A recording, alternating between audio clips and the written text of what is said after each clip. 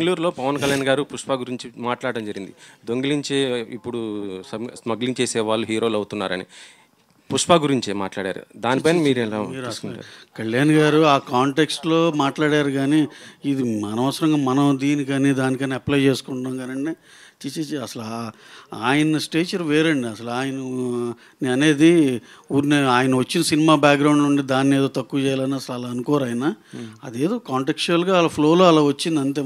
మనం దీన్ని దానికి మనం ఏం చేస్తాం, దానికి అంటించుకుని ఇది ఆయన ఇలా అన్నారేమో అనుకుంటున్నాం కానీ చిచి అసలు అలా ఇదే కాదండి. ఇప్పుడు జనసేన వాళ్ళు కొద్దిగా టార్గెట్ పెట్టారు కదా మొన్న.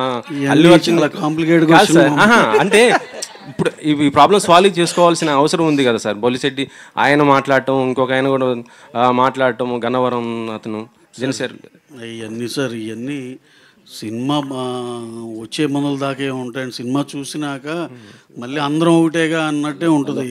అసలు ఇలాంటివన్నీ చూడలేదండి గతంలో. ఎంతోమందికి ఎన్నో రకాలుగా సినిమా బాగుంటే అన్నీ బాగానే ఉంటాయండి. ఇది ఏదో జస్ట్ టైం బీయింగ్ ఏదో అక్కడ డిఫరెన్స్ ఇక్కడ డిఫరెన్స్ అని చెప్పుకోవటమే కానీ అలాంటివి ఏం లేదు సార్. ఫ్యామిలీ అంతా ఒకటే. Okay sir. డైరెక్టర్ గారు